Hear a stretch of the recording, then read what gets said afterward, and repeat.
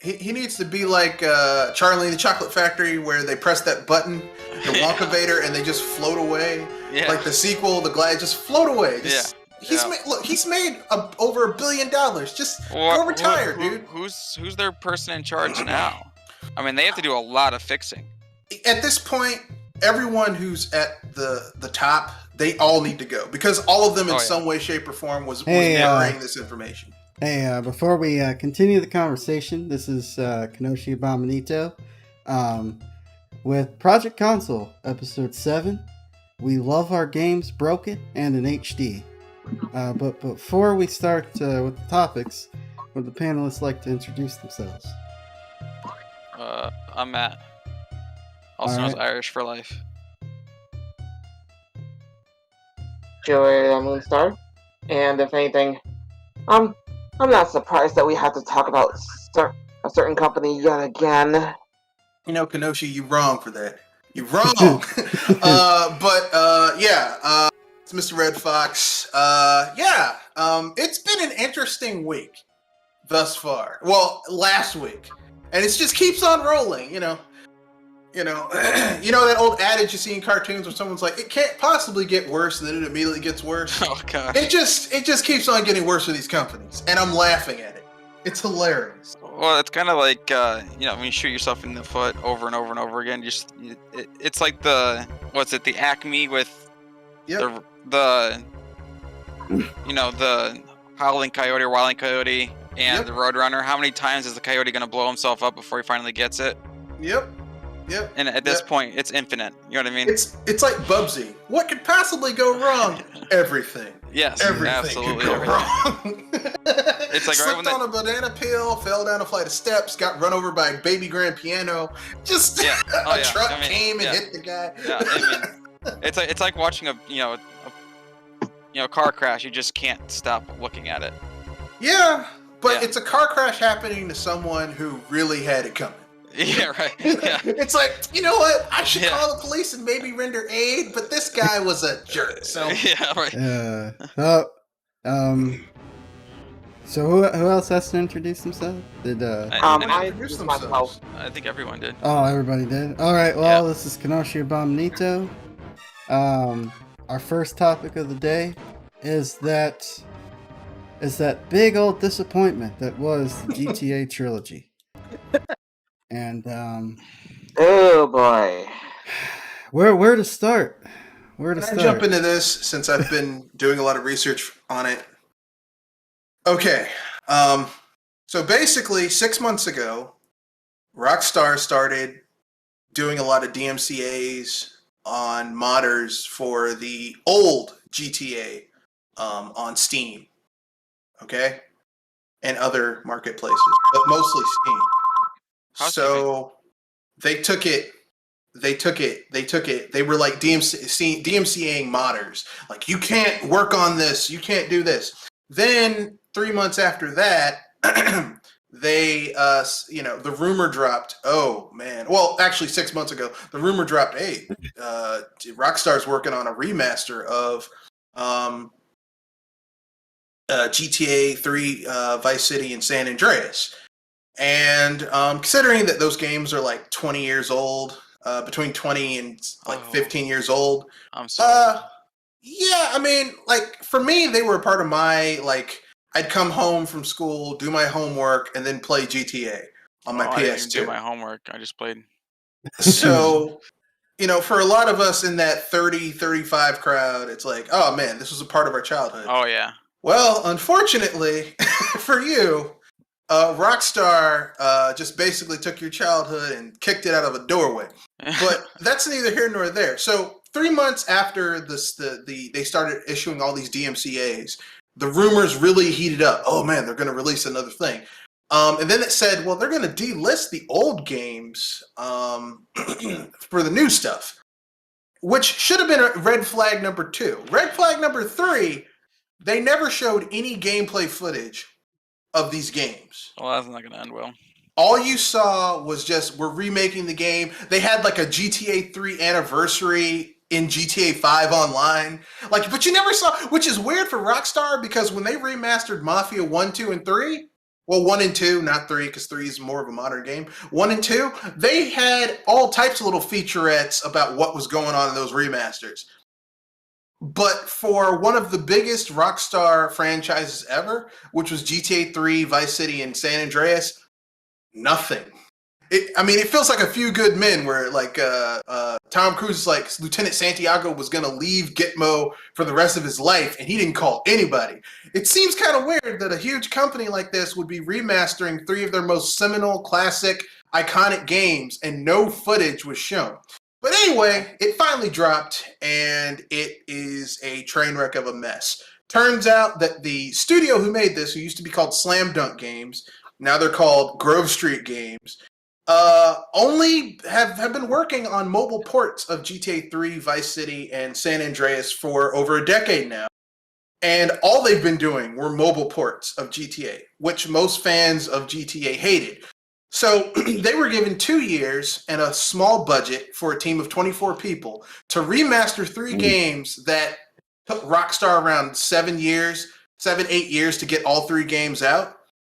And yeah, it turned out to be a train wreck that we all thought it was going to be, because they used Unreal Engine 4 and they used machine learning and machine compiling to basically do all the hard work. And apparently Rockstar knew that this game was going to be in the state it's in, because you notice 6 months ago they started taking down the modders who had made GTA 3, Vice City, and San Andreas, the old versions, very much more of a modern game for people, and delisting the old games and going after modders and not showing any game footage of the new stuff running. It basically it's they pulled a Warcraft 3 Reforged. Yeah, but Warcraft 3 showed more gameplay footage of Warcraft 3. They didn't. As someone who doesn't know a lot about this topic, you're telling, so the memes I've seen of like GTA characters, is that like it's in the game? That's it's not how in the original game. It's in the remake. Yeah, in the remake, one of the iconic characters in the remake is your first girlfriend you get in San Andreas, Denise. Yep. They changed her face into, I don't know who that is, but it ain't Denise. The barber that you meet in GTA San Andreas, old man Reese, who in the original game looks kind of like a GTA version of Morgan Freeman. Now just some random dude. That's so weird. Why would you take away iconic characters and like completely morph them? Were they trying to like cater to a certain demographic, or like what happened? No.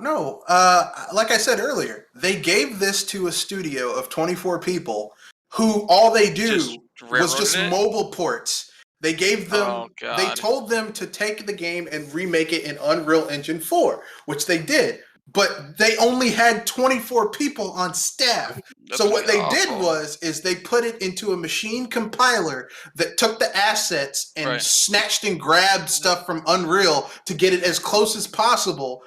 And then they basically that's how they remade the game. And it's so that kind of reminds me of some of the worry of the initial reports from Jedi Fallen Order, Star Wars with Respawn.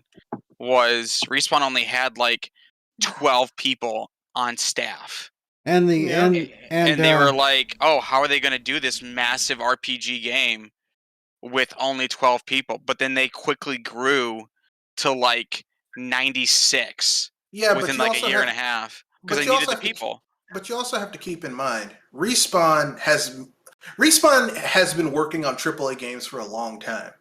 This studio, they weren't the main developer. They were always like a co-developer. No, I understand that, but they have the experience. These people, all they've worked on are mobile ports. And here's the thing. The 10-year anniversary of GTA San Andreas, GTA Vice City, GTA 3, people hated those games. So they aren't even good at making mobile ports of the stuff that they're making.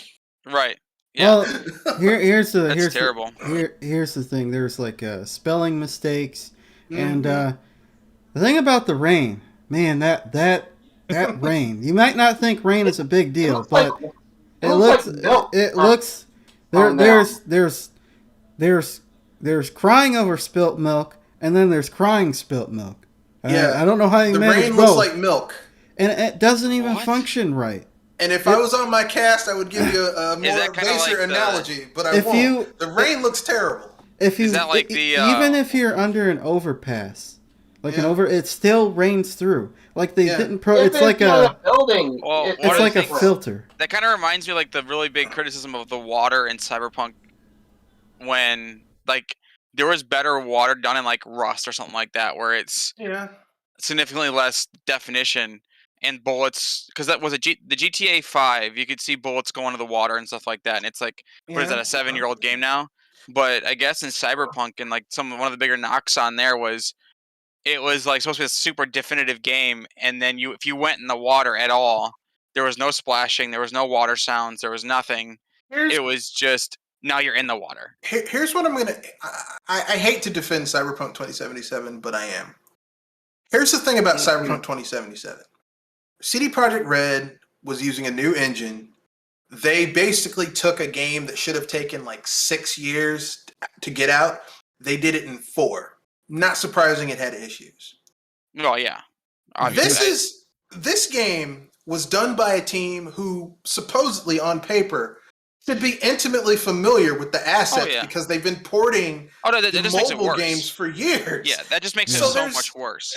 So there's really, it's surprising. Of course, they were only given 2 years to remake 3 games that the original Rockstar took like 7 years to get all 3 games out. Like the original GTA, maybe it was just an unrealistic deadline, especially with COVID and everything else happening. Oh no, man. No, this wasn't a COVID thing. This was Rockstar was like, we have nothing coming out. We have to do something. They need something for their financial year. Yeah, they needed something for the investors. Yeah, they needed something for the holiday. I get that, but like, isn't their sales on GTA 5 still like going up? Well, that's online though. It's all it's the shark cards. Okay, I see. And the thing is, it's a different type of and the thing you have to understand about like online is that GTA Online, yes, you have a few people who are playing that game who are whales, who are spending lots and lots of money, like $100, $200, $300, $400, $500 a month, okay, or more. Yeah. But most people who play that game are grinding it out. Correct. Or just meeting up with their friends, doing a heist, and then logging off. Right. Or doing the tricks where they leave a server so that they don't have to pay the 2 hour a day, because 2 hours like 30 minutes, like an hour, and equals a day in game, and it charges your character's account in game, so you lose money if you have a lavish lifestyle. It's like, really, the game is designed to make you spend money, both real and fake. Correct. So basically, GTA 5 is making money for Rockstar, but it's not the same type of money as you work on a game, you make it, you release it, and which is why, like I said, because you could get GTA, you could get the original GTAs off of Steam for between $10 to like $20, depending on, sometimes they'd be on sale. They are literally charging people $50 to $60 for a broken remaster. That's ridiculous. that was the thing about the $60 thing, and I'm gonna ruffle some feathers, but out of all the remasters that I've seen come out, at least for the past year, at least the ones I can recall off the top of my head, sorry to say, but Activision, in my opinion, it's done it better with the Crash trilogy, the Spyro trilogy, the Tony Hawk games. Like, Super Mario 64, the Super Mario 3 All-Stars was a lazy cash grab port. Didn't even include Mario Galaxy 2. What's up with that? And then, with Rockstar, with their port, and and there's a few others, the remasters that have come out that people have been pretty disappointed with. So. Funny enough, Activision Blizzard did that too. I just really want the Modern Warfare 2 remastered to come out. I'll keep it real.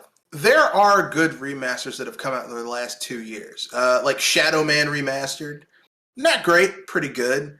There's some terrible remasters like the 13 remaster. But then there's remasters like a few years ago where they remastered Kingdom Hearts 1 and 2.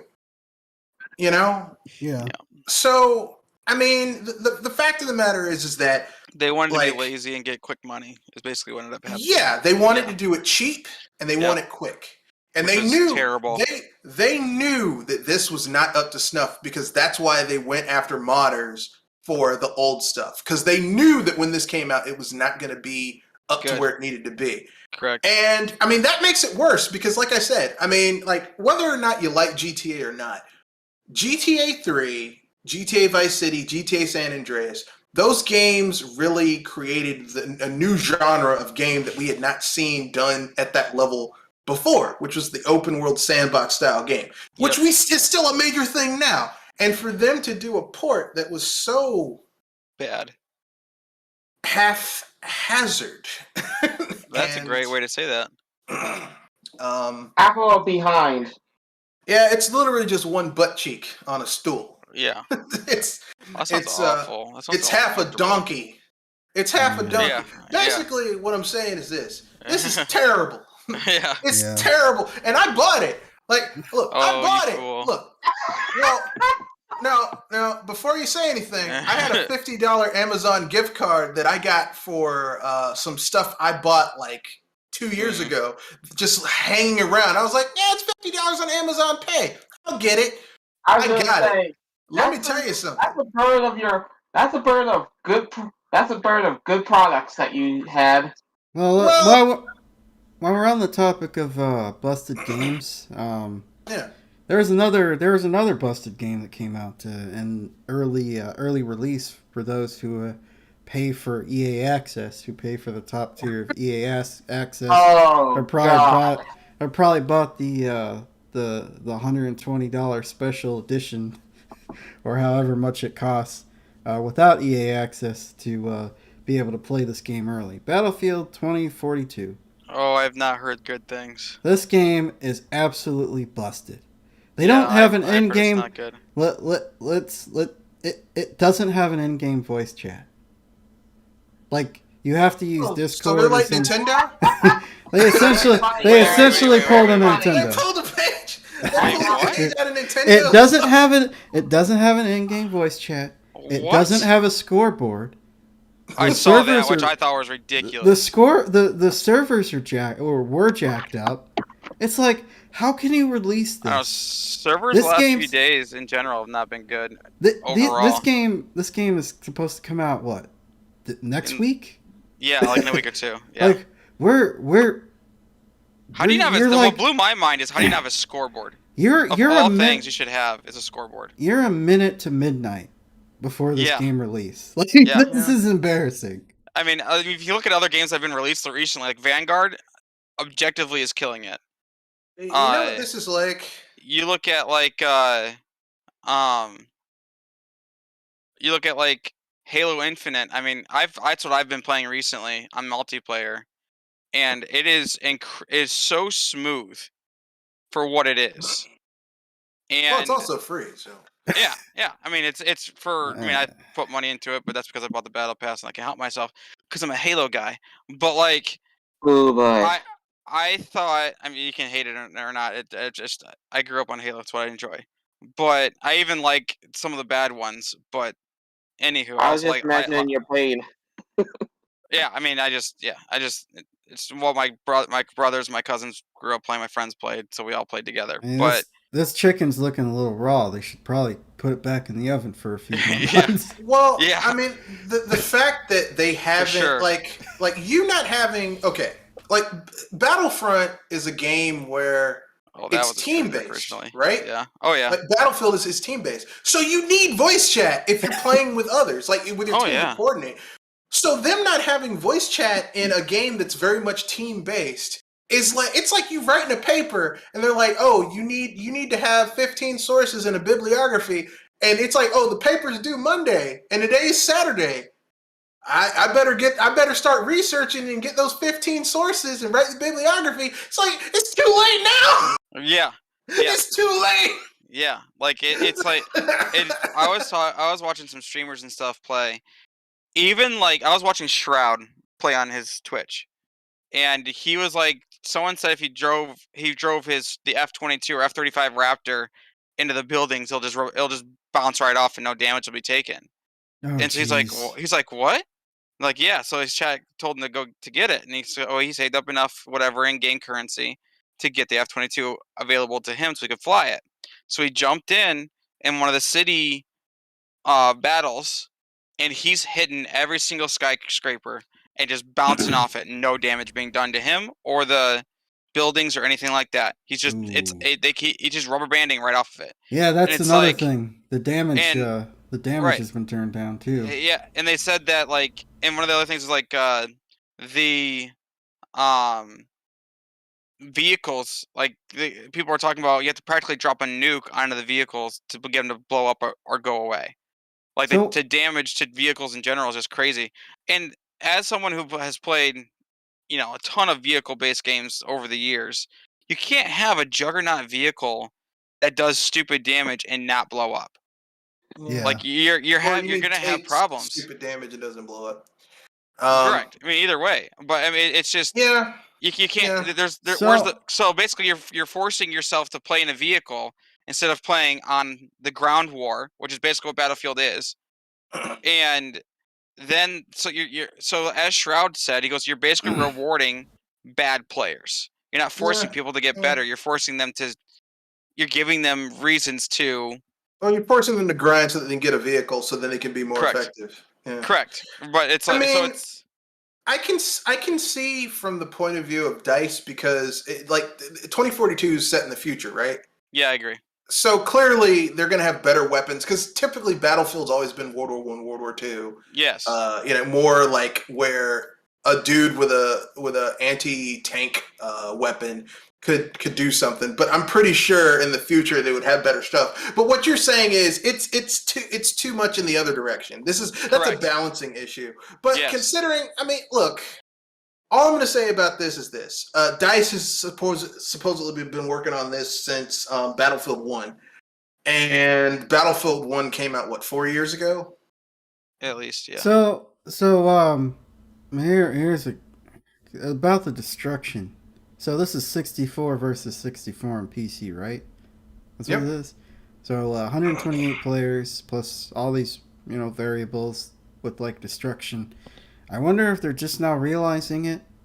If their servers can't handle that many people with that many, particle effects happening with the destruction, or if I mean, and if that's the case, like you need to figure that out on make it a less of a macro game and more of a micro game, where like you're not over a field. I understand like Battlefield's meant to have this massive battlefield, right? Like that's their game. Yeah. Yep. But like, you don't have to have it where it's the size of China. Maybe try and shoot for like, something a little bit. It doesn't have to be so. You can make Battlefield a multifaceted, like a multi-area like fighting sites without it being. I have to run for 15 minutes before I can get to my spot where I'm fighting people. Yeah, you know what I mean? Okay. I understand where you guys are coming from, but I think that Battlefield is, like you said, on PC is the one that has the largest field size of characters, but the PC is not going to be the major sales point, the biggest install base for Battlefield. It's going to be on consoles, and consoles has the smaller thing.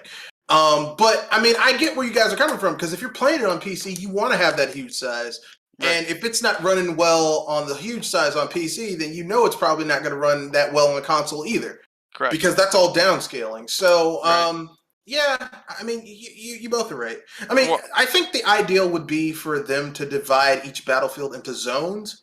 So then if there's a certain amount of characters in a zone, have things happen that will draw them into conflict, like drops happen closer in that zone if characters are in the zone.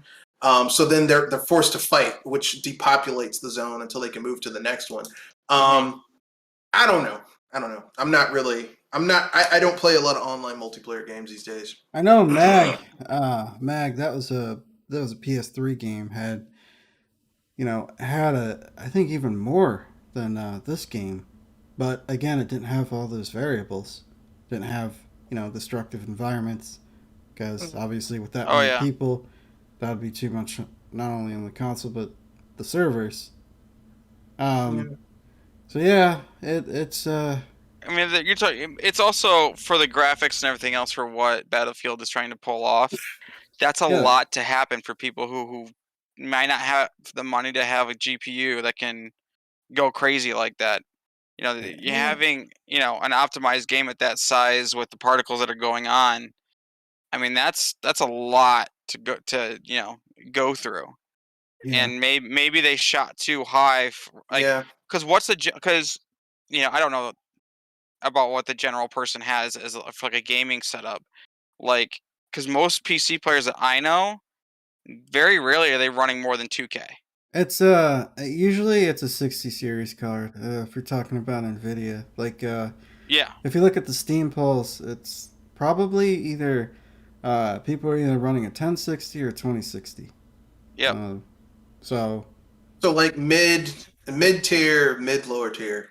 Right. Yeah. And that's what, like, so when going into that, you should realize that maybe this, because I've seen people have like FPS issues and like some other stuff also, and they're running like 3060 plus. Yeah, even the higher tier cards are having and it's like, okay, well, if a 3060 is going to struggle, my then 580 this is an is going to have a problem. issue. Right. This is an and optimization issue. So they need to not only figure out the scoreboard, some of the other stuff, they have to also optimize it, or launch is going to be more of a train wreck. And so you have a week and a half to try and fix all these issues. It's like, maybe going the Halo route. And I don't know how much they've delayed or like talked about delaying or whatever else. But I mean, Halo's delayed a year, and I have no issues when I played Halo in the last few days. These people are going to need an IV with with Monster and coffee being pumped into them for the next week and a half. I agree, because it's going to be crazy. Yeah, and they're still not going to be able to pull it off. Because here's the thing, Microsoft. Hours in a day. Yeah, for Microsoft, their main money for Microsoft is not coming from the Xbox division. So if they delay a game, no big deal, right? Right. But EA, all they do is make games and sell in game services. So for them, if they delay this game by a week or a month, that is hurting their bottom line. So this game's going to come out. It's going to be broken. And, there's going to be people who are going to buy it anyway because they have loyalty to Battlefront. And they're going to be like, I don't want to be left behind. It's like, behind playing a really shoddily coded game. It's or like, a really buggy it's worth it getting left behind. Yeah, exactly. It's like, what game was it? I just couldn't. Like, okay, so I also play League of Legends recently. Or I also play League. Their client is still like part of the original client they had in 2009. They are just finally redoing that because the spaghetti code in it is just eating the game alive. So they're finally releasing a new client this year. And I tell you right now, I've had more issues playing that game, and it's an established game. And it's a multi-billion-dollar game. And, me and my buddies playing, ARAM or whatever, like nothing really that exciting. But if Riot, who has also released a new Nintendo game this week, and they're also like starting to dabble into the Netflix series and all this other stuff. Like, they're trying to really expand their value here. Like, they really needed something more reliable. And that's what Battlefield 2042 is going to need. They're going to need something seriously reliable, or it's going to diminish the brand a lot. Here's in the Battlefield. You think it's going to be to the same level Battlefield 1, though? Because that really hurt the brand. That really hurt the brand. One of the things that really hurt Star Wars brand itself was Battlefront, the pay to win. Yeah. I mean, I can't tell you how many people that I know that are like true Star Wars people that were just like, I stopped playing the game. I am a massive Star Wars fan. I have a serious problem when it comes to me watching Star Wars or anything Star Wars related. I have a $400 lightsaber behind me that I got from my. Don't talk to me. It's one of my prized possessions. But like, I didn't sell my kid for it or anything. All right, RJ, calm down. But no matter how much I considered it, I didn't sell it. All right, so seller. So the no, that's a joke, obviously. But so anywho, like, I played Battlefront and I like enjoyed it for like the first week, but then like it didn't take long for people who had the money to blow on it for just to just blow by me. Because it got too grindy. Right. And then it's just like, okay, well, I can't afford to play 60 hours a week to get these. Right. And you're not going to spend your money on it because you already spent $60 on the game. Exactly. Or whatever you spent on the game. And so it's like, so how much more does DICE and EA want to tarnish that name? Because you already have Disney saying, see you later, and we're going to go find other platforms or other production companies because you couldn't cut it. I'm not really surprised. I'm not really surprised by that because when Disney and Lucasfilm announced we're having an exclusivity partnership with EA, and like fans of the Star Wars video games were like, EA, that's like the worst thing you could do, and we were right. Yeah, I mean, it's like they didn't do their own research on. That was my dog's toy, but it's like you didn't do research as to what like every single video game person who actually knows what they're talking about is doing. It's like the old hats at Disney weren't doing their job as to looking at like, okay, well, how have these games look at Battlefield 4 wasn't terrible at the time. You're talking about like the EA was doing a decent job, but they were on the down. They were starting to decline when it came to quality and like what they were putting out there. And so, like, because they had already started to take a couple hits or whatever else with like Battlefield 5, I think it was. They had no incentive. It was Hardline. They had Hardline. That's what it was. They had no incentive. The thing with EA is that they haven't had an incentive to really put out really good single player games until they lost the Star Wars license, the exclusivity, and then they were like, oh wait, we actually have to put effort into our games, and that's why you got Jedi Fallen Order. Which I'm gonna be honest with you. It's one of the better EA Star Wars games. It's not great. If EA were smart, what they would have done is just let a team at BioWare do KOTOR 3, which is what people wanted. But that takes effort and quality. And, dude, I am a fanatic. that took effort and quality. When they were teasing, it's gonna be off topic. When they were teasing KOTOR like as a series, like a video series, and I was like, oh, this is gonna be great. And then they had like, who was it? The Game of Thrones creators, and I was like, oh, because back then Game of Thrones wasn't ruined. I was like, this is gonna be great. And then Game of Thrones final season came out when they didn't have the writer George Martin, his name I think it was. When they didn't have him like on like following his books or whatever else, they fell apart. And then like out of nowhere, Disney was like, "Yeah, we're done. We're not going to do this right now," because it was so bad that fans were like, if they can't handle the last season of in a half-ish of Game of Thrones, how can you handle KOTOR?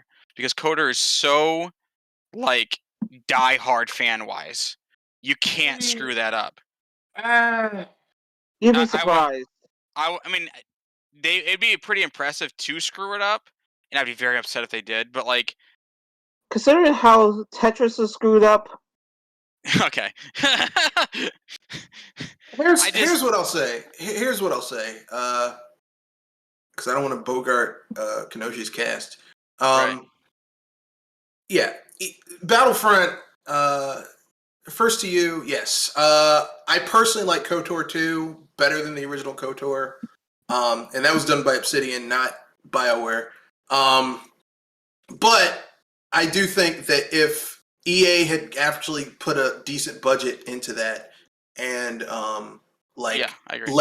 got BioWare Montreal actually like one of the 3 BioWare studios actually working on that instead of Anthem, you probably would have had a better resolve for that. And EA might have still had the Star Wars license, but they didn't. They got greedy and they made Battlefront 1 and 2, which I never supported those because I was like, this is going to be some EA BS, and it was. Yeah.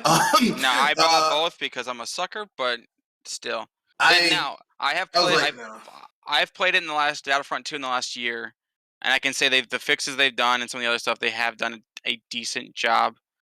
But I mean, at that point, you already lost so much of the fan base. I'm kind of an old school Star Wars fan. Like my favorite branded Star Wars games. Like I never was a big Battlefront fan. I liked Rogue Squadron. That's a great game. Well, before okay, we let's keep going. Yeah, before we get out to too far into the weeds. Of Star Wars. Yeah. I agree. I into the jungle. Maybe you two should have a Star Wars cast together. Right? All right, let's move on to the next thing. That's my. All right, NVIDIA lowering gaming performance for their founders subscribers to NVIDIA GeForce Now, so they can convince them to buy their top tier subscription. So the story is that there are certain games that can't be, no matter what you do to your internet or what you do to your settings. Go beyond 45, 50 frames. But what happened is that there is a yearly subscription that's $20 that gives you access to 3080s within their server. So, at first you could do 1080-60.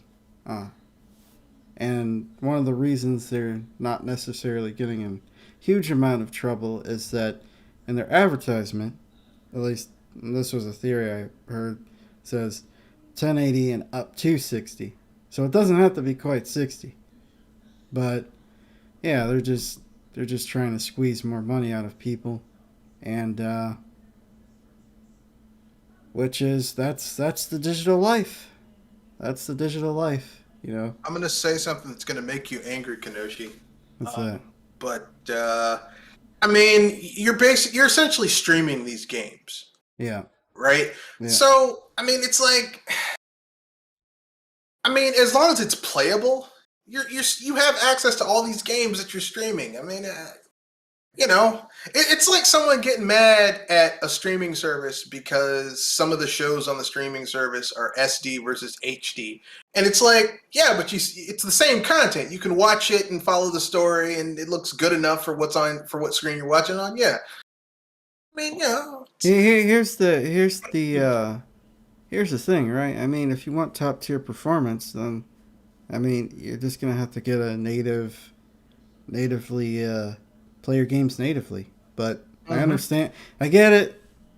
People have been waiting to finish their rigs. They can't get a hold of GPUs, so some of these people have to rely on streaming services because of the way the market is right now. Well, the market's ridiculous. But it is what it is. Streaming just isn't there yet. It costs money to run these servers 24/7. So if you want better performance, you're probably gonna have to cough up some more money, or just be happy with what you get, or that. So. Yeah, streaming when you're streaming a game in general, that's unless you have like crazy internet, like that can be. It's because I streamed, was it Xbox Game Pass or whatever it is, Halo the collection, so I could replay it before I started Halo Infinite. Or before I get the actual campaign itself next month. And I have issues because my internet sometimes isn't great. And so I can't just, because you have to stream, I can't get it. It's hard. I don't have the space on my hard drive to do it natively and keep everything else that I have available. Yeah.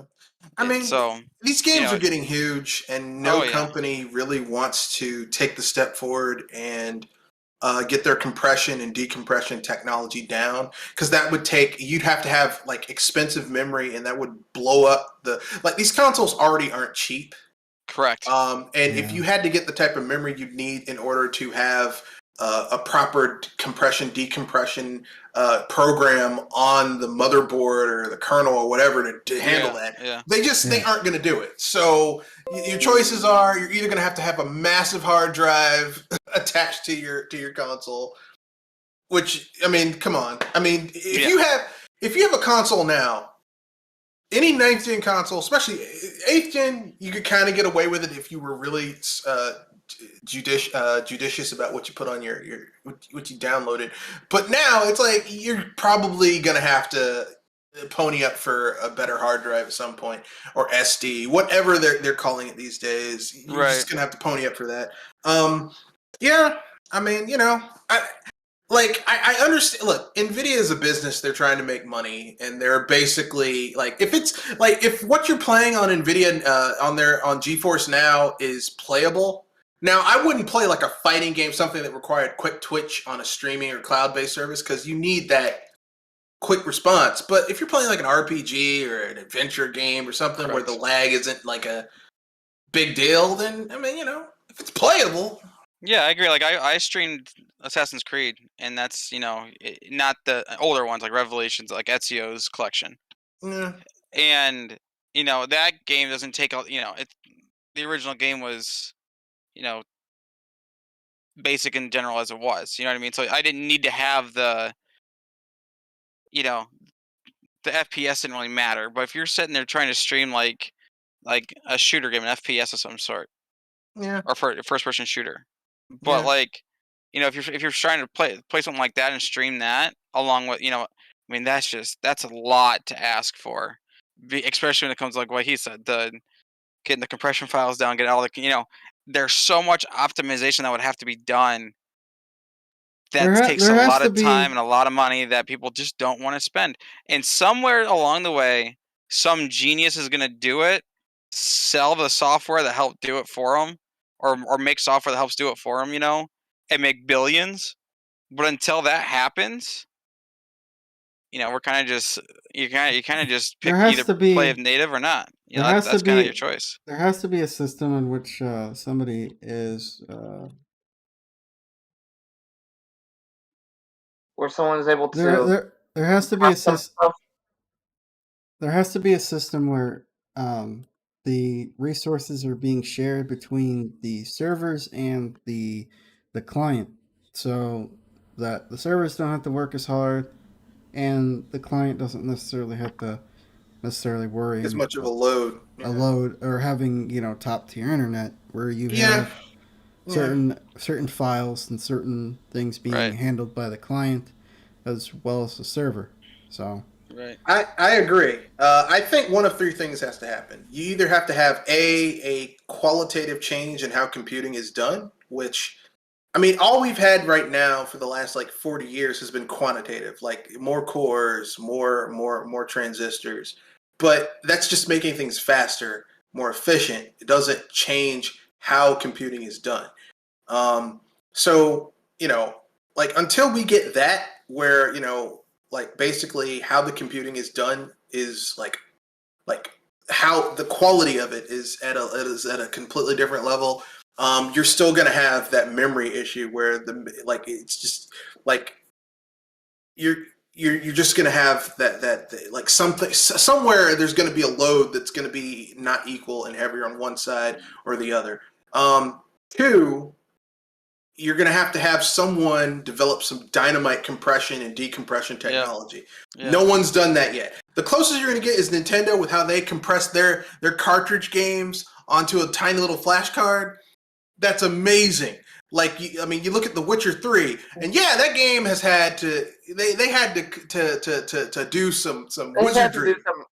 I was about to say they had to downgrade the graphics. They had to do some wizardry. I'm pretty sure some fairies and some unicorns were murdered and sacrificed to get that game to run on the Switch. But it runs. The whole game is there with all the DLC. And it's on a 25 gig. It's on a 32 gig cartridge, but it's 25 gigabytes on the cartridge. Amazing. Yeah. But I mean, that's compression, not decompression.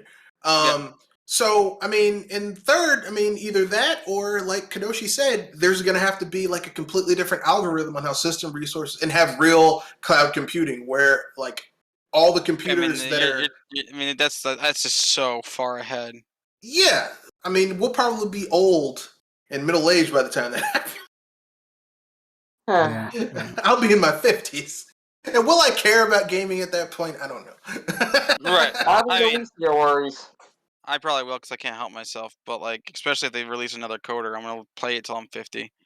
But not to jump on that bandwagon again, but I just it's just they get someone somewhere has to finally get to the point where, like, all right, we've reached the top of this technology, we've reached the brink. Like, what is next? And we have to, and so like they have to do something, because if not, I mean, someone somewhere is going to put the money in, and then 5 years or 10 years or whatever that is gonna own the market. You know Either what I mean? that, or they're gonna license it out and get a payday from everybody, like Yeah, Intel did for so many years. Exactly. I mean, either way, I'm just interested to see where the technology goes. I agree. Yeah. Hopefully to AI and not Yeah, looking pretty looking graphics. it'd be kind of nice to see technology kind of, in a way, go backwards, where people are figuring out how to do more with less. Like, instead of needing more RAM and more hard drive space and more GPU power, people are actually figuring out how to do, more with less, with what, Apple's is kind of doing that. AMD, at least for for a little bit, is kind of doing that. Lowering their TDP, making things more efficient. So that's where I can hope things go. I think they're getting to the point where they're just now like, okay, we really need to look at this from a futuristic standpoint. Like, how do we get, like, you want this 4K quality, right? Like, that's what they want for everyone. And like, if you want to run 4K at higher than 60 FPS, a lot has to change. Yeah, well, it's also getting too expensive. Exactly. I mean, okay, people like the console gamers are like, we want 4K, we want 2K. Do you know how expensive the development is to get 4K and 2K on a console? Insane. It's not like they're losing so much money trying to please this audience of privileged console owners. Yes. I mean, I don't know. That's why they're porting the games over to PC with Sony, and Microsoft's been doing this for a while. It's because it's too much money to develop these games, and while you won't see Nintendo do that anytime soon, is because they got their finances, they got their development cycles for the most part under control. So they're good with their money. They don't need to sell 20 million games to break even. Yep. Right. Like, I'm pretty sure if the Switch had only sold like 50 million consoles, Nintendo still would have made a lot of money. Nintendo has made so much money off the Switch that they are figuring out ways to get rid of money. They made so much money beyond their projections. I'm pretty sure they got some people in a desert in California burning some money in a bunker to get rid of some of it. That'd be a little extreme now. I'm being facetious, but yeah, they, that's the exception to the rule, because most of these companies, like, I remember Square Enix when some game released, and they were like, the game sold Deus Ex, the first Deus Ex reboot. Yeah. They were like, oh, it only sold like 3 million, 4 million copies. It was a failure. Since when is 4 million a failure? If I sold 4 million of something in a month at like $10 a pop, that means I had a revenue generation of 40 million minus however much it cost to make that product. That's a lot of money. Oh yeah, but it all depends on how much they spend to make how much they make. Like, one of the things that I was looking at some of the, like, when some of the CEOs and some of the other stuff talk on podcasts and things like that, and they're like, well, a lot of their questions is like, well, what's the R&D, research and development, to get to that next level going to cost? And yes, this, like, say Call of Duty, what was the last one, Modern Warfare or whatever, Cold War, in less than a month they made over $1 billion off the one game, right? Yeah. And they were like, we broke records, stuff like that, but then they were like, well, we had, and then, like, someone, like, asked them questions about, like, well, we had to make that because we put this much into it.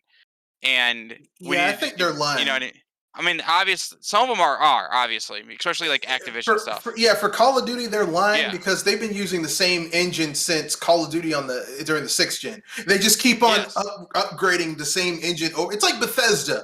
They have not made a new engine in like 4 generations. I mean, they just keep on upgrading just like the same Madden. engine. Same engine for 10 years. Yeah. So but then are they truly putting, because the anti-cheat and everything else that they're putting out next month? How much did they spend on that?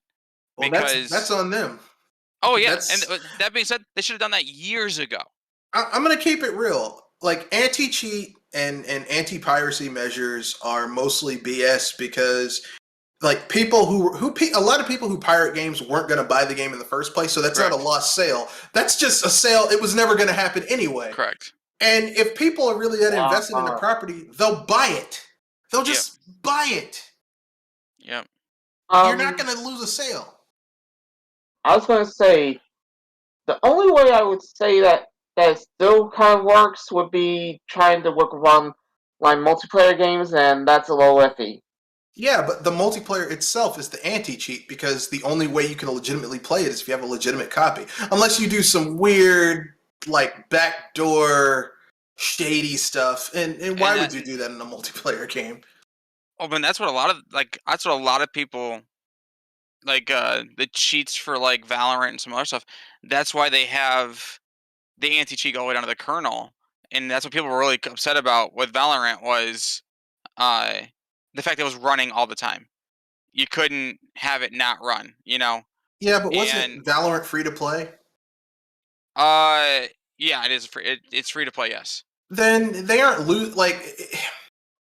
they weren't losing, anyone per se, but like but their money comes from microtransactions. So for them, they need legitimate people playing it so that they can make their money that way. So I can understand that having anti-cheat. Plus, you don't want people cheating in a free-to-play game because everything is geared around people spending real money. Right, I mean, technically, Warzone is free to play, no matter how much it's I don't. Yeah. Technically, it is. Yeah. But how bad has cheating been in Warzone? Just from watching, I don't play online multiplayer games. I didn't play it, but like, I did not much. But like, my cousins and like those guys played it a lot, and they were like, at some point in time, he was like, I can't play a game. I get cheated on every game, and it got to the point where they were banning over 100,000 people a day for cheating, and it's like, right, and it's like, okay, well then, their choice instead of like Valorant was, well, we'll have an anti-cheat that goes to the kernel, but it'll only run while Call of Duty's running, because people were saying that the anti-cheat for Valorant was bogging down the game too much. Well, the Vimo. Denuvo. I get where, like, okay, if something is free to play and multiplayer centric, anti-cheat makes sense. Like Counter-Strike and stuff like that, Counter-Strike 2. Like those games, you kind of like they're free to play, or Team Fortress. Like those games, like anti-cheat makes sense because they are competitive. But I mean, what gets me is when they have anti-cheat on single-player games. Yeah, that doesn't make any sense. I mean, you're literally just throwing money out the window at that point. I was going to say, it's not affecting anyone.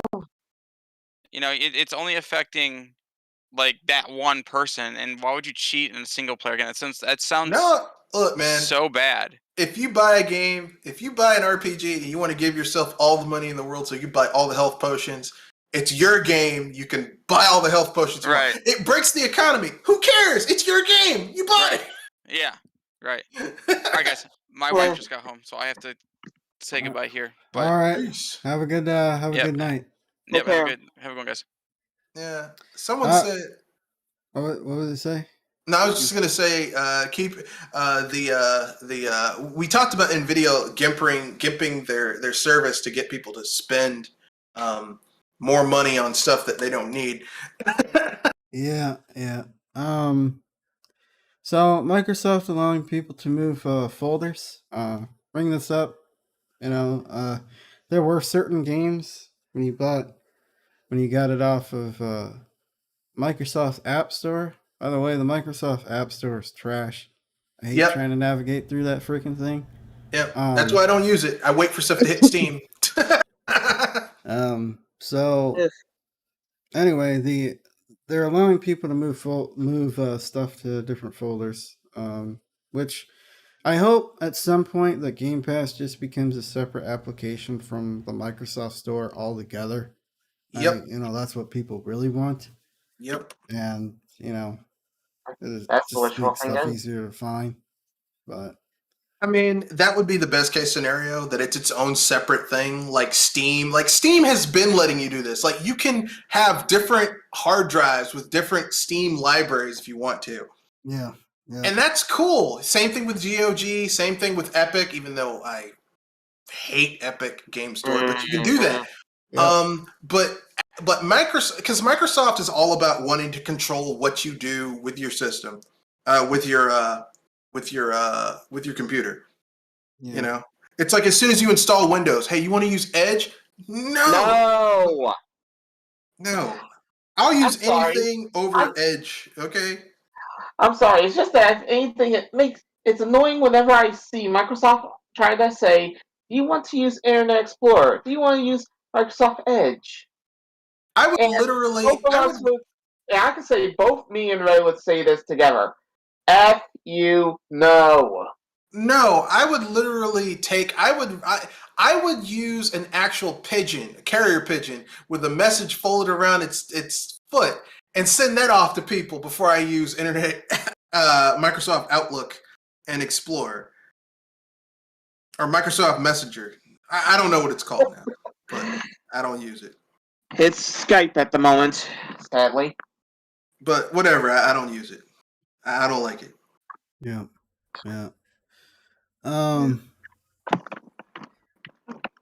Here's an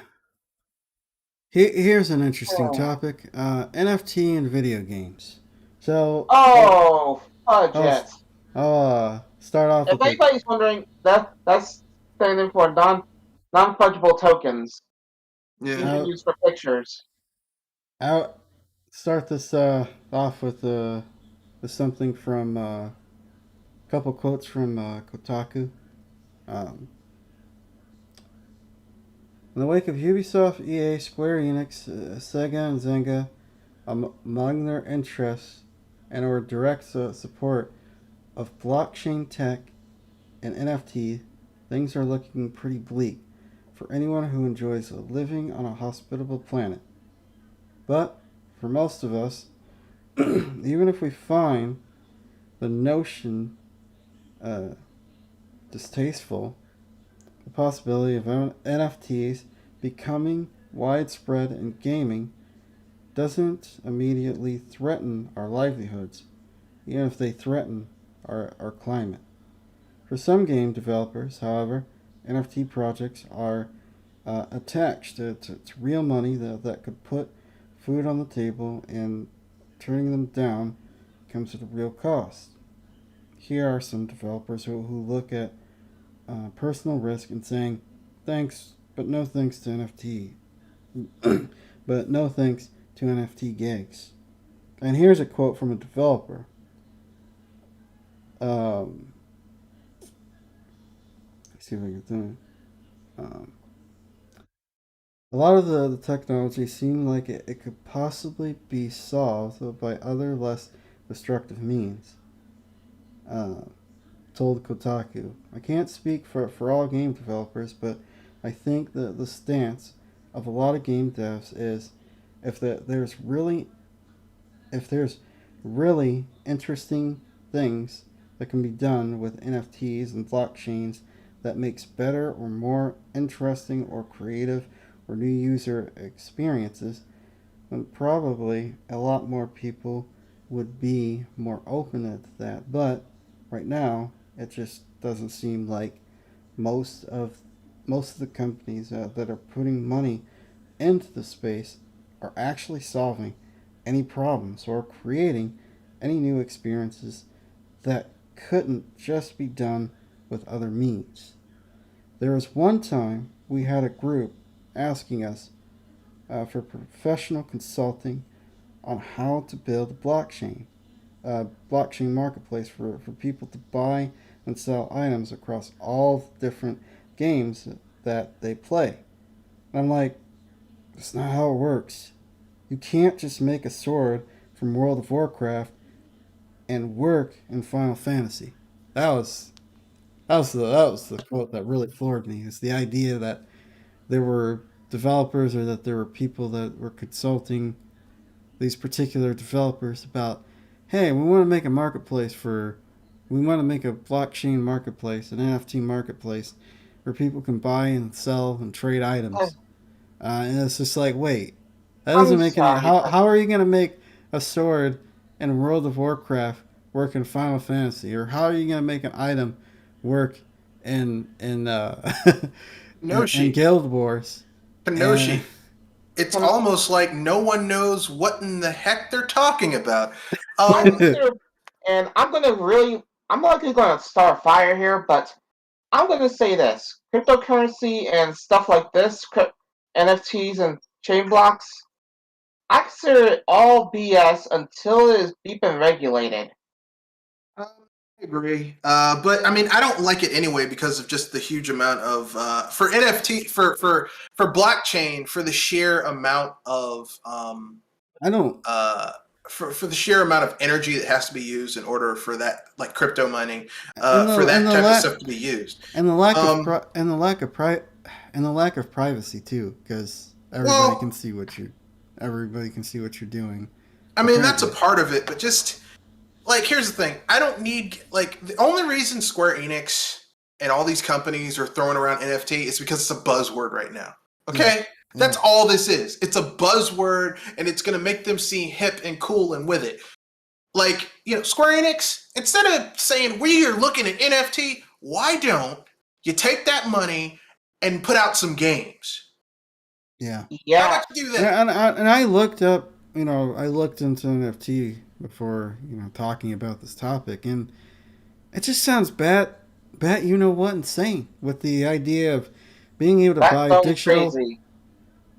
Being able to buy digital artwork that is unique that is supposedly unique by a unique identifier within the art for hundreds or even millions of dollars. I'm like, this bubble might pop. When this bubble pops, it's gonna hit hard. I'm not gonna say it's a bubble, because there might be things where an NFT would make sense. For example, if someone made a digital portrait of someone, or like an animation or a cartoon or something, like an image, and it was very stylized and they sold it. I mean, does someone who does their art digitally and sells it to someone, do they have the right to monetize their work like an artist who paints on canvas?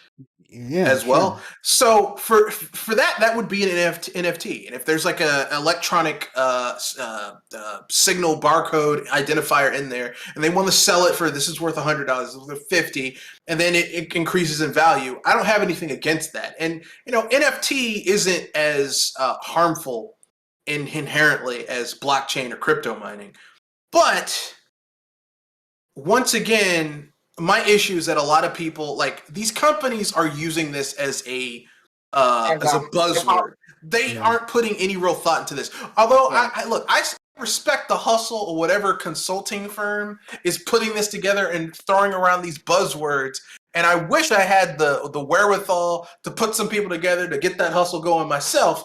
But juggling businesses I have is enough juggling, is enough hustling for me. But I mean, most of this is just some buzzword BS. Like, remember, a few generations ago, everything was like, last gen, everything was open world. We're still in the open world. Yeah. Or if I can make a jab at a certain console, 4K 6 frames per second. Yeah. Or the generation, or last gen, it was the power of the cloud. Remember that? Remember the power of the cloud? Yep. Oh boy. We'll do this with the power of the cloud. You mean it's going to rain on someone? Oh. But yeah, this is. I mean, they're just using marketing buzzwords to get people. Instead of releasing, like, if you're a video game company, why don't they're like, we want to get people interested, we want to make money. Release games. Yes. Yes. It's like the vast majority of my money comes from people drinking. So when I'm open and the bar is open, I make money. Yeah. Yeah. Yeah. That's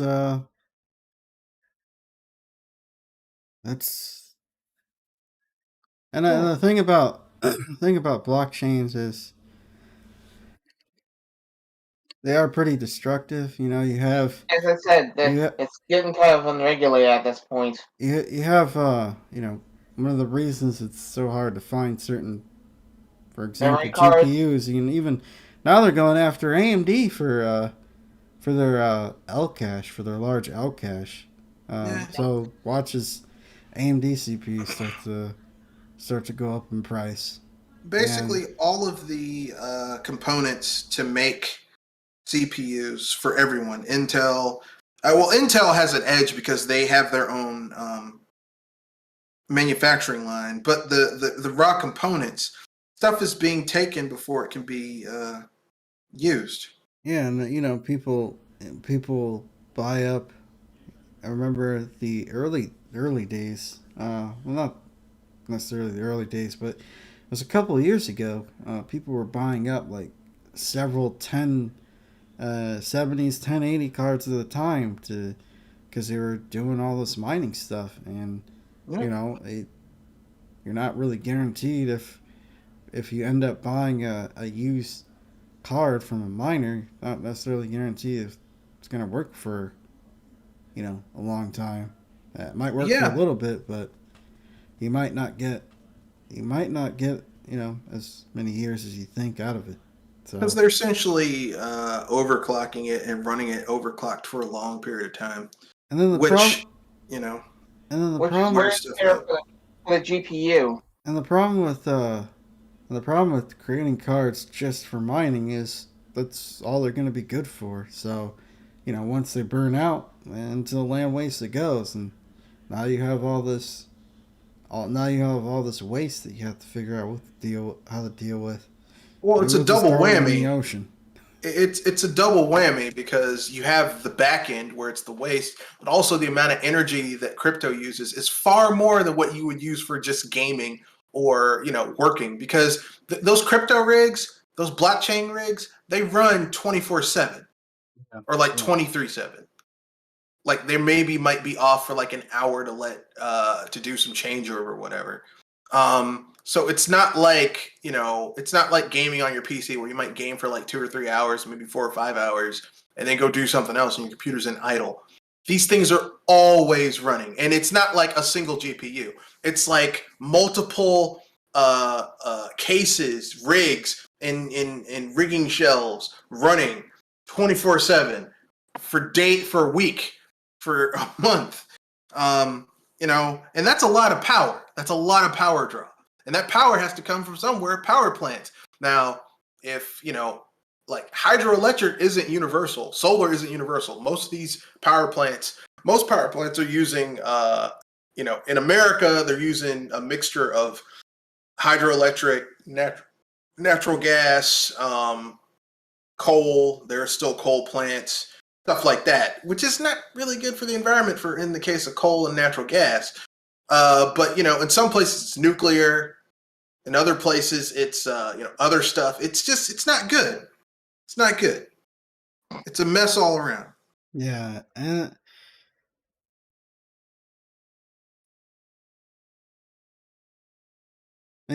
hopefully we'll get to a point where the technology or the process of blockchains will be efficient enough where it doesn't need to overclock everything 24/7. But right now it's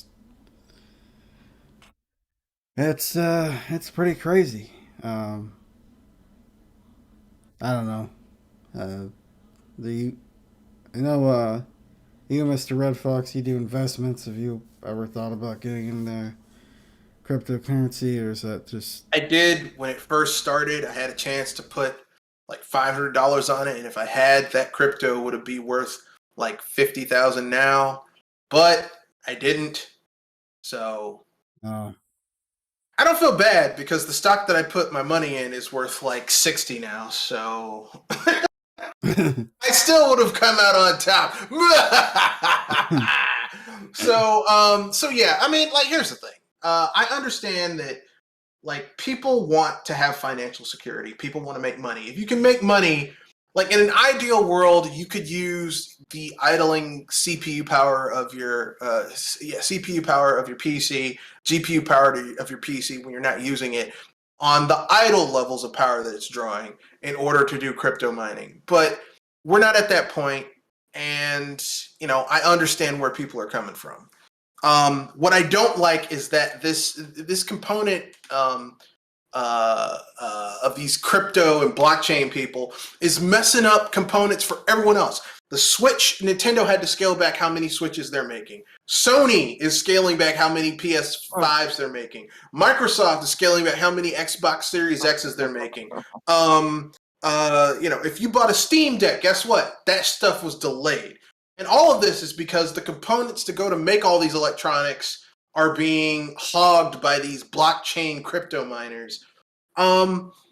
If you want to buy a new car, most new cars have some form of a motherboard on board. Guess what? Those cars are getting scaled back because of blockchain people. Basically, human greed, once again, is people shooting themselves in the foot as per normal human greed. Yeah, that's but let's see. Oh, our next topic is Doug Bowser. Or is there anything else any of you would like to say about NFTs before we move on to the next topic? Hate them. Yeah. No, I'm joking. I don't hate them. I can see valid reasons for NFTs. I just don't think that. I think when I see these companies saying, "Oh, we're supporting NFTs," they don't even. I guarantee if you ask the CEO of these companies that said it, "Hey, what's an NFT?" They couldn't even tell you, or they might be able to tell you, but they couldn't describe it. As I said, it's just a buzzword. Until that and cryptocurrency is regulated, I'm holding off. The thing about NFTs to me, and games particularly, I think they're good for certain kinds of games, possibly MMOs, preferably games that are free to play, but don't start putting them in everything. Like, don't start putting them in single player games, or don't start putting them in, sort of this freemium sort of scenario where you gotta pay like $60 for a game, and then you gotta pay to win, and nah. But yeah. Next topic is Doug Bowser responds to Doug Bowser responds to the whole people being upset about the Nintendo Online stuff, and it was basically your standard affair. We work hard to, pertaining to our offerings at Nintendo. It was basically your PR. Canned response. Let me reach for my can of canned responses. Yeah. The thing is, I mean, if you want to really get to the bottom of this, you would probably have to ask somebody, which is probably not likely, because there's only so much Doug Bowser, president of Nintendo of America, could do, because this ultimately falls on Japan. Yeah, you would have to ask the president of Japan. And he's already said that he knows that it's not good, and they're going to spend more money to make it better. Yeah. So Nintendo, people asking Doug Bowser is like someone coming up to me as the manager, as the owner, and saying, "Hey, my food's not cooked well." Well, I mean, I can send you another thing, but I'm not the person in charge of the kitchen. Yeah. Like, Yeah. that's not my area of expertise. Nintendo of America is an advertising arm. Nintendo of Europe is an advertising arm. They're there to advertise Nintendo in those respective regions. If you want to, and look, like I said, Furukawa already said, yes, our online is not good. It needs to be better. As a matter of fact, we're spending I think it's like $800 million to make it better. Yeah. So they know it's not good, and they know it needs to be better. I mean, look, if you have a problem, you acknowledge it, which is something that Nintendo, I will give them credit for. They acknowledged that it's not good. It needs to be better. We're spending almost $1 billion to make it better. I can't get mad at someone who acknowledges the problem and actually does something to make it better. Unlike Rockstar, which have not said anything about how bad that port of GTA is. They're acting like they did nothing wrong.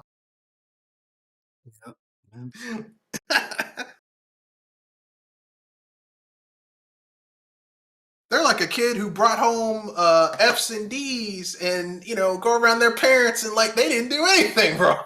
No. I'm fine. Yeah.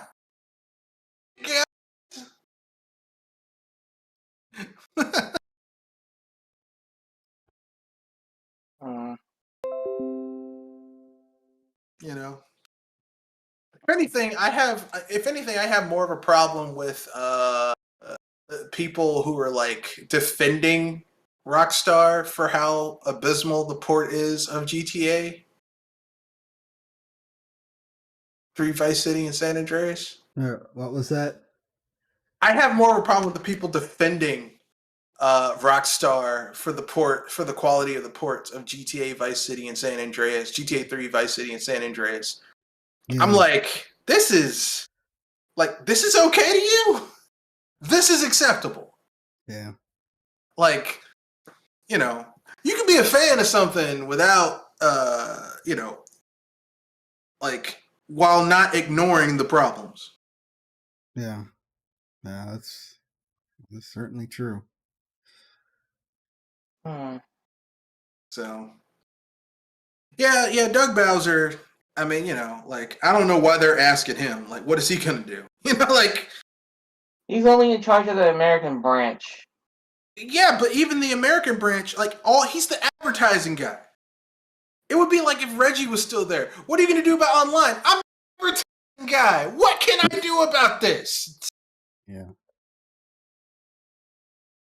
Well, our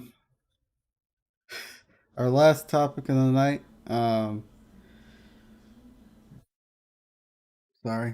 is the Xbox game event that happened, and all I have to say about it, or one of the things I have to say about it, is that it's nice to see that one of these companies care about their legacy hardware.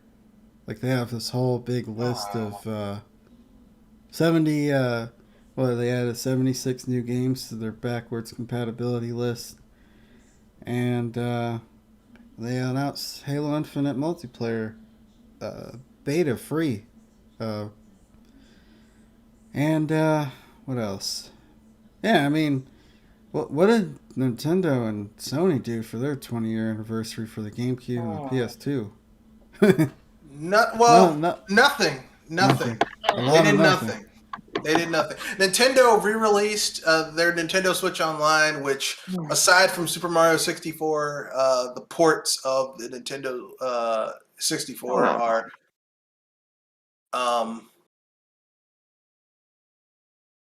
embarrassing. For Nintendo, they're embarrassing. Like, okay, if you were playing these games on an emulator at your house, you probably would just take it. But considering that, over 10 years ago on the Wii, Nintendo had N64 emulation down like that, and now they just, apparently it's difficult. They can't handle it anymore. But at least they did do something. You do have in Nintendo 64 online library. Sony didn't do anything for the PS2 anniversary. Yeah. They had no incentive to do anything. They didn't do jack and squat. Okay, and that's what they did. Yeah. Yeah. Yeah, that is. I mean, and the GameCube and the PS2 are both pretty good consoles, and they just no respect, no fanfare, nothing. So, but anyway, is there any other topics you would any of you would like to bring up before we call it a night? Should we bring those guys up for today or tomorrow? I don't know what guys you're talking about. Beep! Here we go again. You mean Bobby Kotick? Yep. Well, I mean, we can talk about Bobby Kotick tomorrow. That'd probably be better than bringing it up now, because that's a 20, 30-minute topic. Yeah. Plus, someone else. Here's all I'll say. There is definitely going to be a contender for A-hole of the week in Saturday's BS Buster cast. And that's all I'll say. There is a company that did something just as nefarious as Bobby Kotick, who, I know people get angry at, like, a lot of people like to talk a lot of trash about Adam Sessler from X-Play, but Adam Sessler always said, and this was like 20 years ago when G4 TV was still around, that Bobby Kotick is one of the most evil people in the video game industry. And we did not, we thought, well, maybe he's just exaggerating, because Adam Sessler was known to exaggerate sometimes. Yeah. But he was right. He called a spade, because Bobby Kotick, oh boy, that is an evil, evil man. He looks like a little goblin. He looks like he should be under a bridge. He looks like a goblin troll hybrid. He should be under a bridge counting his money. My precious, my money, my gold. I must have more gold and money. It's like, get away from me, Bobby. Even his name, Kotick. Doesn't that sound like if you're playing a fantasy RPG? Don't go. If you go over the bridge, carry 10 gold. You must pay Kotick the troll. Yeah. Kotick must be paid his due, or he'll devour your soul. Well, I don't have any money. Or in a science fiction, it's the evil Dr. Kotick and his his inventions and his inventions to destroy the world. Dr. Kotick. I expect you to die, Mr. Bond. You expect me to talk, Kotick? No, Mr. Bond, I expect you to die. First, I need your money. $1 billion.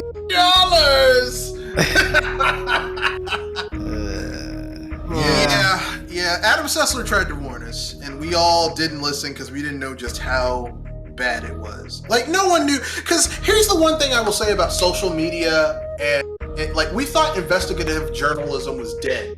It's alive and well. And thank goodness for people cracking that case, because now we know how bad Activision Blizzard really is.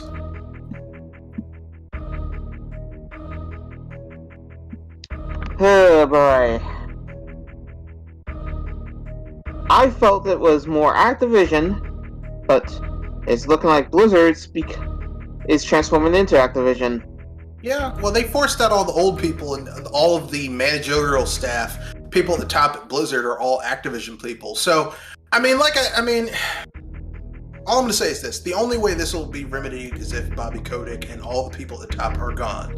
They need to clean house and start from scratch, because it's a culture comes from the top down. If the head of a company is a foul human being, then they're going to have people around them who okay their foul human behavior, and it's going to trickle down and affect everything else.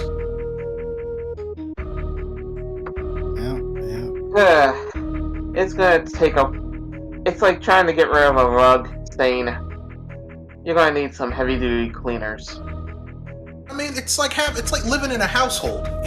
If the people who own the house, who are the primary people in the house, are foul, disgusting, unclean people, it's going to infect the entire house. Those bad habits are going to affect every other habit of the house. The kitchen's going to be dirty. The bathroom's going to be dirty. The basement, if it has a basement, is going to be dirty. Every aspect of the house is going to be dirty. And it's not going to stop until you get rid of the core source of why the house is dirty, which is those people. So, I mean, you know, Bobby Kodak's got to go. All of the upper management have to go. There has to be a massive cleaning of the house. Like, you know, like have security come, get his stuff out of his office, all the people at the top, and just get new people in. Because that's the only way it's going to change. Hold people accountable and start firing them. And the board has the power to do it. Okay, he's lost them billions of dollars because Activision Blizzard stock used to be worth like $130, $140. It's down to like 60 now, like under 60. So if you held stock that you thought was worth like, you know, it's lost almost 100%. It lost 100% because it used to be worth 60 when Kodak first took over. So it lost 100% of its value. You're barely breaking even. He lost people billions of dollars or millions, like a lot of money. So as a CEO, he's not doing his job.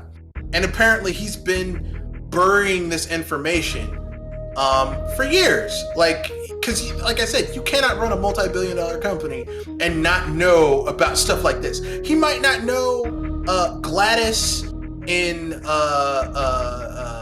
who's working on of like 300 employees. He might not know her birthday, but he definitely should know that people are lodging complaints about someone sexually harassing them. There's no way he didn't know. Because you can't run a company that big and not be aware of, oh man, so-and-so in this department, another complaint. Yeah. Rather, I can say this right now. We're gonna really have a time roasting this guy tomorrow. And whoever could top that guy, specifically, you might wanna talk about it after this cast. Well, they're neck and neck. Once you hear about the other guy, you're going to be like, that too is also evil. Yeah. Okay. Yeah, I'll definitely talk about that tomorrow. But hey, just give your sign-offs, give what you're pimping out, and we'll be on our way. We'll be on our way. Yeah. All right. So, if anything, Mr. Red Fox, you could go first for this one. All right. I'm glad to be able to go first. So this is Mr. Red Fox, owner proprietor of BS Busters. I released 2 videos yesterday. Quite proud of one of them. The other one I was just kind of putting out some content. The first one was me doing the Chapter 3 end of story chapter for my Jedi Knight in SWTOR, which is Star Wars: The Old Republic MMO done by EA and BioWare. And I basically get to kill the Emperor in the 3rd chapter, the evil Emperor in the Old Republic, who is basically Space Hitler and the Empire Space Nazis. So I get to kill Space Nazis and Space Hitler. It's great. And I did the dark side thing where basically I pushed the guy down and then took a pillar and slammed it on his body. Because he's Space Hitler. I was about to say, insult to injury. But well, he's injury. He's Space Hitler. Forget him. Who cares about Space Hitler?